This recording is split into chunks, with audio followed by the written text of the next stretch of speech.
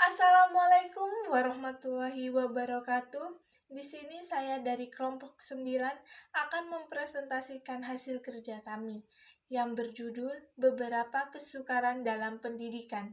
Ada 3 poin yang kami sampaikan. Yang pertama, pengertian keras kepala yang akan disampaikan oleh Erni Istiarni. Yang kedua, penyebab keras kepala yang akan disampaikan oleh saya sendiri, Seli Miftahul. Dan yang ketiga adalah usaha menghilangkan sifat keras kepala yang akan dijelaskan oleh Tiara Ambarwarti. Saya akan menjelaskan tentang materi pengertian keras kepala. Keras kepala merupakan bentuk penolakan terhadap sesuatu hal yang bertentangan dengan kemauan. Tanda-tanda anak memiliki sifat keras kepala antara lain: 1. Anak banyak menuntut pada orang tuanya. Ketika anak menuntut ini itu, tentu hal tersebut membuat orang tua mengelus dada akan kelakuannya. Ia tidak dapat mengontrol diri karena keinginannya, sehingga hanya bisa menyuruh dan menuntut tanpa berusaha. 2. Lebih kritis dan mampu berargumen. Hal ini membuatnya tidak mudah untuk mengubah keputusan yang dia perbuat. Anak keras kepala cenderung sulit mendengarkan pendapat orang lain, sehingga terlihat kritis dan mampu berargumen. 3. Sudah memperlihatkan mana yang suka dan tidak disukai. Sifat keras kepala merupakan bagian alami dari tumbuh kembang anak usia dini. Anak yang keras kepala cenderung lebih impulsif, kurang mampu mengontrol keinginannya, sehingga sering bertindak tanpa pikir panjang. 4. Mudah marah dan cenderung lebih ambisius. Pada anak usia dini, biasanya anak memiliki pemikiran yang sulit dimengerti. Tanda anak keras kepala adalah mudah marah, cenderung ambisius, dan punya aturan sendiri.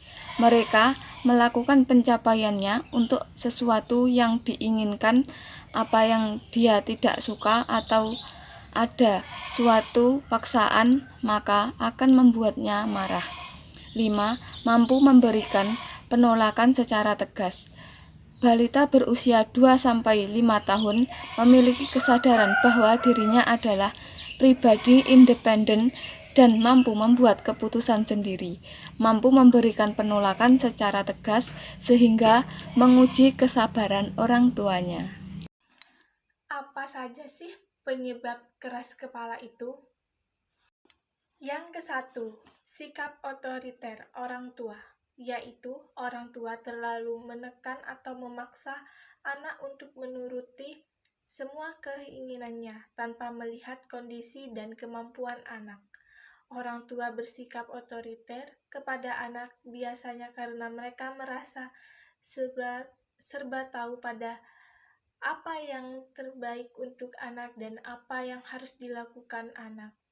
Orang tua meyakini bahwa untuk hasil dalam membimbing, mengarahkan perilaku dan mendidik anak sehingga menjadi anak yang baik diperlukan cara-cara yang tegas dan keras.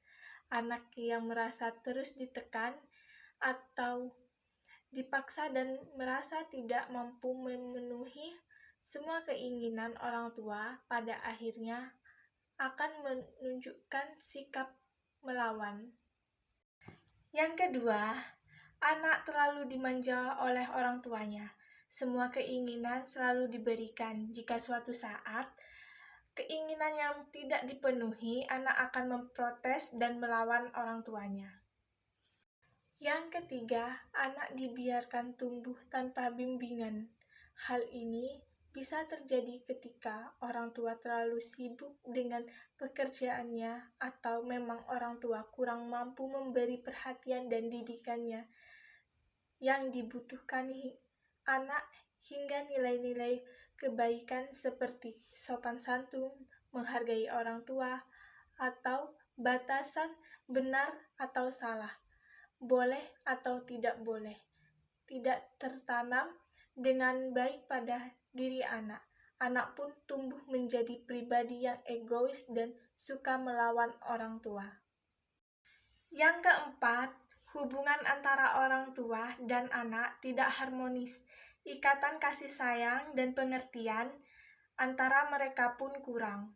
Kondisi ini rentan menimbulkan konflik antara orang tua dan anaknya. Yang kelima, orang tua tidak dapat memenuhi keinginan.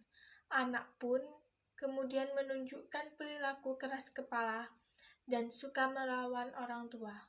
Anak melakukan ini untuk mencari perhatian orang tua dan sebagai cara untuk menyampaikan protes. Anak berharap dengan perubahan perilaku yang ditunjukkannya, orang tua mau memenuhi keinginannya. Yang keenam, anak mencontoh perbuatan orang tua. Mungkin anak sering melihat kedua orang tuanya bertengkar atau bersikap keras kepala.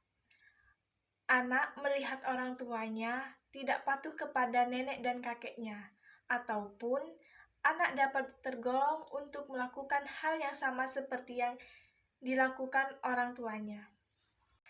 Yang ketujuh, pengaruh lingkungan. Anak begitu mudah meniru perilaku teman-temannya, orang-orang lain yang dikenalnya, atau tayangan televisi.